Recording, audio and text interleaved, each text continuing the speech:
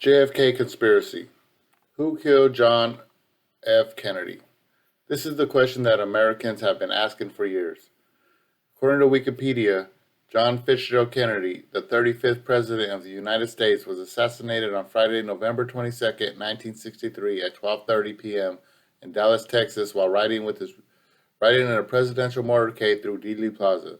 Kennedy was riding with his wife Jacqueline, Texas Governor John Connally, and Connally's wife Nellie when he was fatally shot by former U.S. Marine Lee Harvey Oswald, firing an ambush from a nearby building. The motorcade rushed to Parkland Memorial Hospital, where Kennedy was pronounced dead about 30 minutes after the shooting. Oswald was arrested by Dallas Police Department 70 minutes after the initial shooting. Oswald was charged under Texas state law with the murder of Kennedy, as well as that of Dallas policeman J.D. Tippit, who had been fatally shot a short time after the assassination. At 12:21 a.m., November 24, 1963, Oswald was fatally shot in the basement of Dallas, Texas headquarters by Dallas nightclub owner Jack Ruby. After a 10-month investigation, the Warren Commission concluded that Oswald assassinated Kennedy, that Oswald had acted entirely alone, and that Ruby had acted alone in killing Oswald. This is the story that the American government has been feeding the American people for over 50 years. They have been teaching this lie in schools for over half a century, and the truth finally needs to be told. Today I will be discussing and giving you, the American people, some facts about events that happened before the assassination that might be the reason for the assassination of JFK. Then I will be giving you information on so many so-called conspiracy theories about who could be responsible for the assassination. Finally, I will give you my theory on who killed JFK and why I know that it was more than one man that killed JFK. Why would anybody want to kill the American president? First, let me begin with information about the events that happened before the horrible assassination of JFK.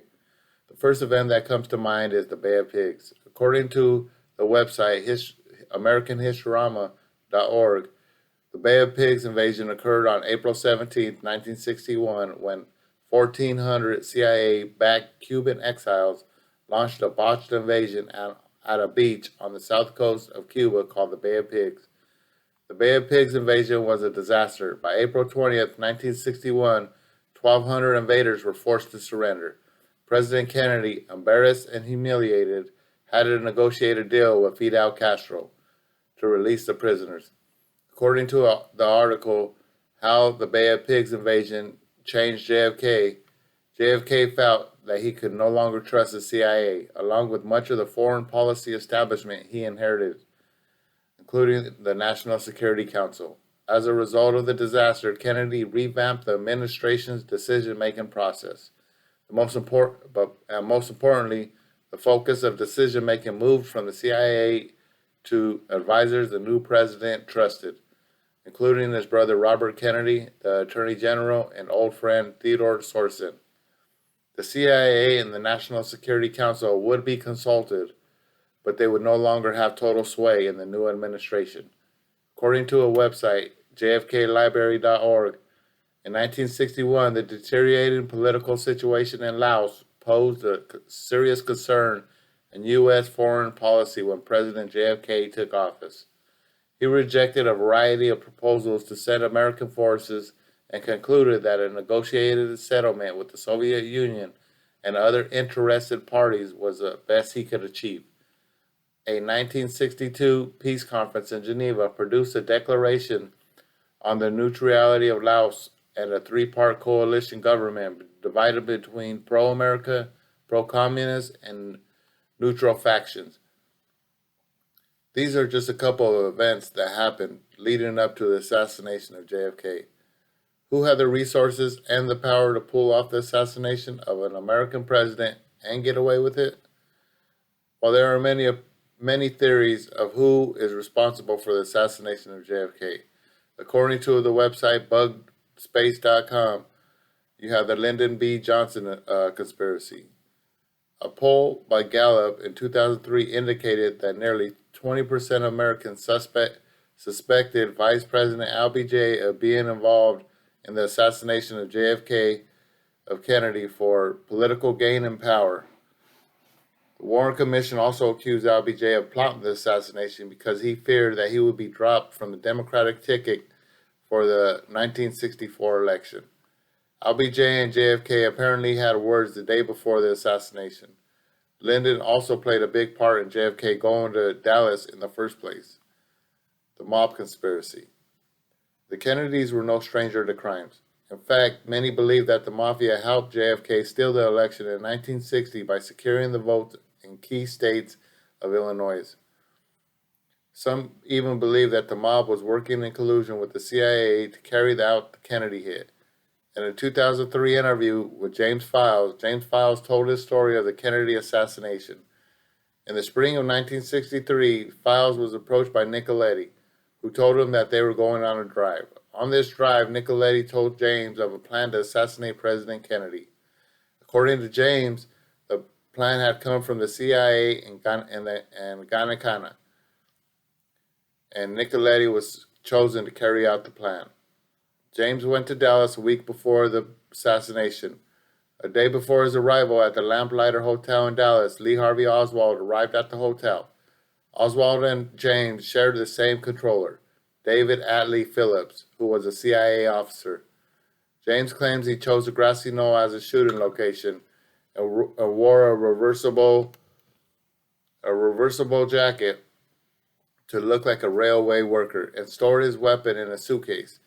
He claims that when Kennedy had come right in front of him and he heard shots, he saw that no one had hit Kennedy in the head. James aimed for his right eye and firing the fatal shot. He said he then packed the gun, bit the shell casing, and left the casings on the fence. Walked away. He further claimed that Oswald did not fire at the president or Officer Tippit. However, he never said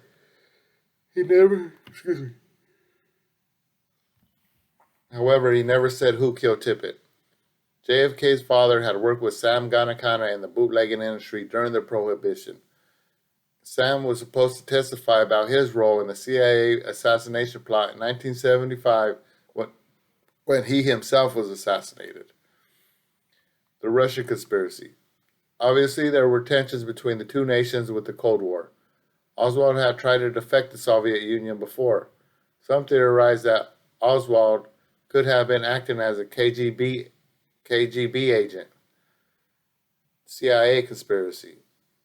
Allen Dulles, the former head of CIA, was on the Warren Commission, and the CIA withheld information from the Warren Commission. Some feel that JFK may have found out that the CIA had a plot to assassinate Fidel Castro. The CIA felt Kennedy might have a different agenda or even disband them, so they plotted to assassinate him.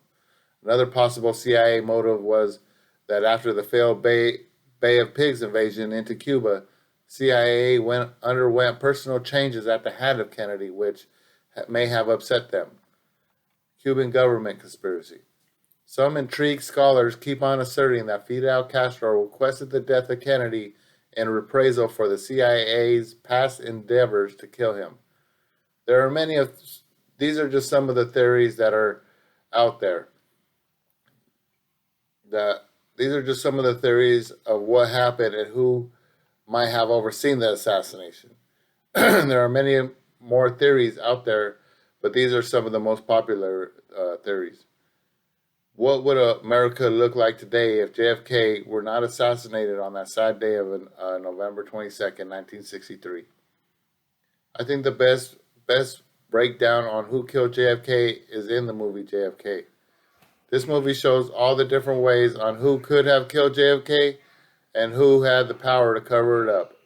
According to the movie JFK, Jim Garrison, district attorney on New Orleans Parish, Louisiana, had a trial against Clay Shaw. Garrison believed that right-wing activists Guy Banner, Shaw, and David Ferrie worked with the CIA to kill the president.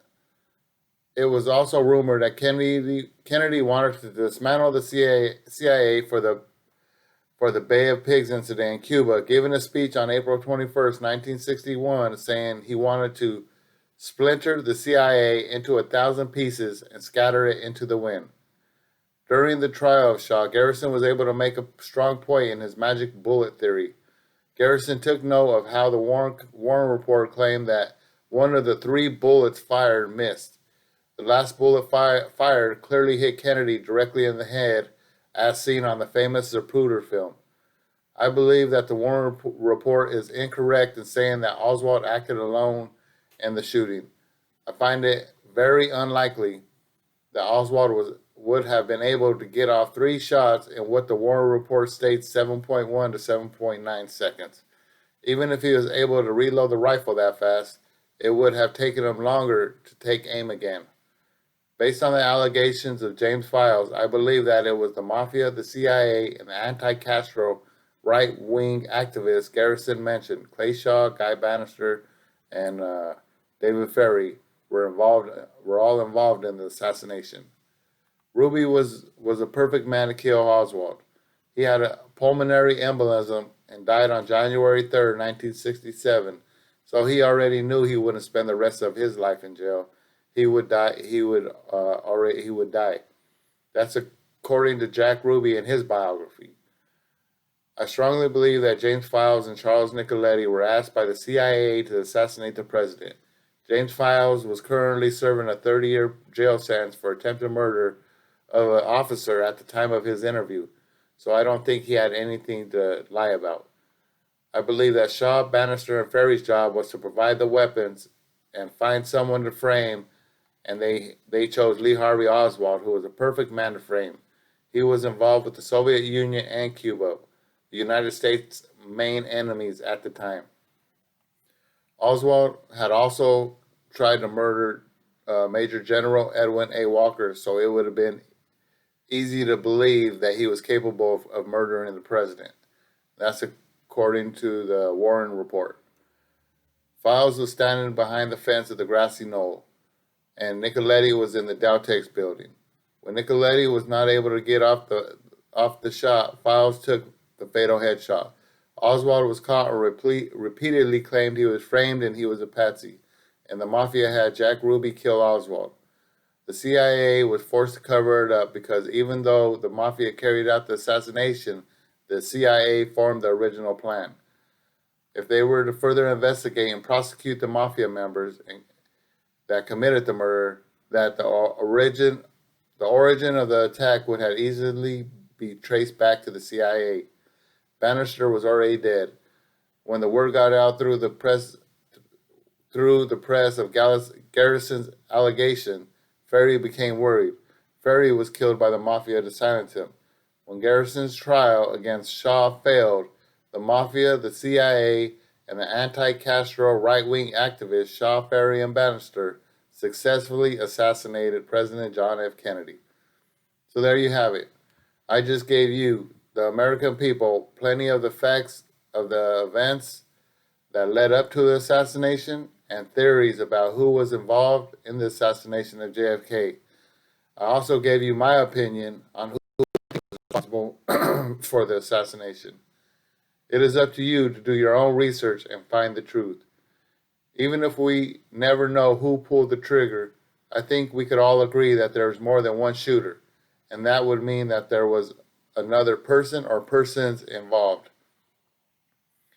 This is one of the biggest lies that the government has been covering up in U.S. history. I could only wonder what else is the government hiding. Thank you.